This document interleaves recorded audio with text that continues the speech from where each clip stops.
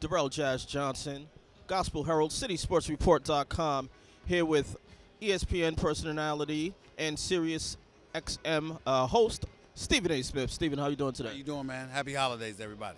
Happy holidays to you as well. All right, first question. What's going on with these Knicks? We knew they weren't going to win a championship, but 4-15? Did you expect this? I didn't expect this. They seem to be a bit lost, to be quite honest with you. I mean, when you look at them right now, half the time you're wondering whether or not they're running the triangle. Half the time you're wondering if they even know the triangle. Sometimes you're wondering whether they're listening to their coach, whether or not Derek Fisher's getting through to them. Clearly, they're bereft of a lot of talent to compete with a lot of teams in the league. The health of Carmelo Anthony has become a question mark now. Andrea Bargnani, there's an APB out for him. We can't find him. Everywhere you turn, everywhere you look, it just seems to be the same old Knicks, to be quite honest with you. A matter of fact, that might be an insult to the same old Knicks because this team has looked worse than what they've looked over the last 2 years. I'm not joking. I'm not trying to make fun of them. I'm being dead serious because it's what I've seen. And it's really hard to watch, to be quite honest with you. You hope that they get it together. I know that Derek Fisher knows the game of basketball. I know that Derek Fisher knows Phil Jackson's triangle offense. I know that Derek Fisher has the capability to be a coach on this NBA level. But to be honest with you, I haven't seen it yet, and it's really, really hard to decipher why. So let's talk about the team that the Knicks are playing tonight. It's actually hard to believe that the Knicks actually beat the Cleveland Cavaliers early in the season, but they did. What have you seen out of the Cleveland Cavaliers so far this season? Well, they've improved tremendously. The first game, I knew that was an aberration. They were incredibly hyped. When you look at what was transpiring with Cleveland, I mean, I was in Cleveland that night, opening night. I swear to you, this is no exaggeration. There were old folks crying in the streets of Cleveland.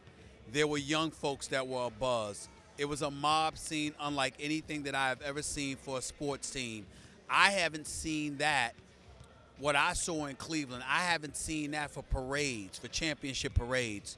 I've never seen anything like it. And to me, it was like literally you saw people treating LeBron James' return literally as if a savior had arrived. That's what that night was like. And when I saw LeBron before the game, it was the first time in his career that I've seen him look flat out exhausted. He looked spent, looked totally ill-prepared to play the game because he just appeared tired. And so for me, I didn't take that outcome very seriously.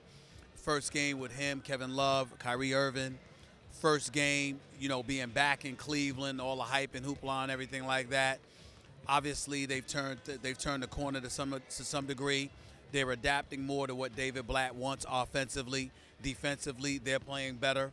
And as a result of that, they've improved record-wise, and they're battling the Chicago Bulls for contention within the Central Division. So we knew this was going to happen. Kyrie Irving is a stud. Kevin Love is playing for a $100 million contract. And LeBron is LeBron. This team will get it right.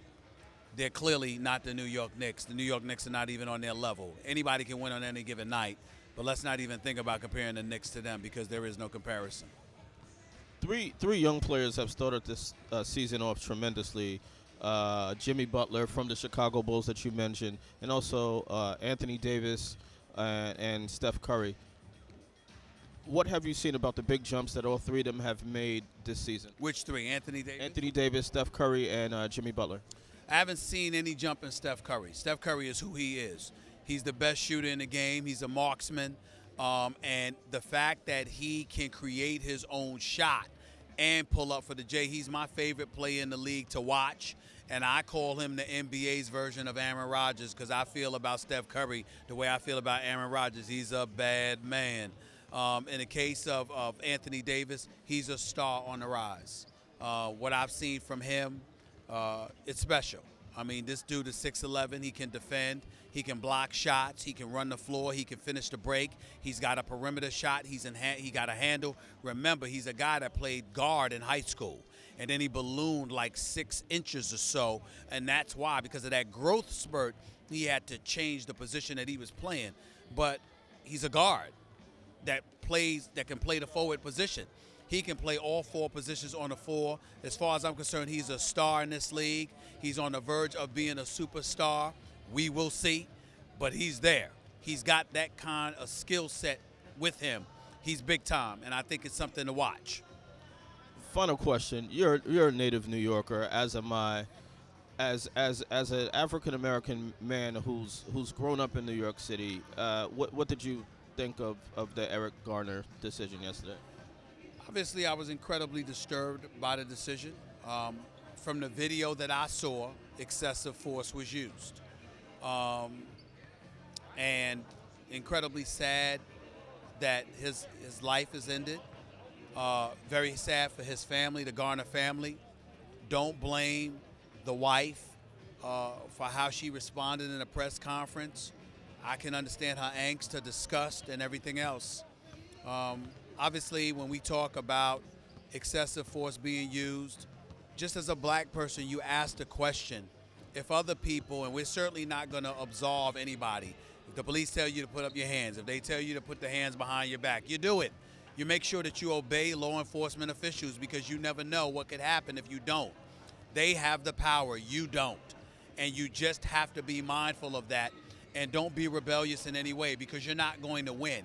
As it pertains to sending a message and disseminating a message to young black youth particularly, even though Eric Garner clearly was not one because he was 43 years of age, you want to make sure you send a message to obey law enforcement officials at all costs and deal with whatever you need to deal with later on. Live to fight another day, per se, literally and figuratively. We want to make sure we send that message.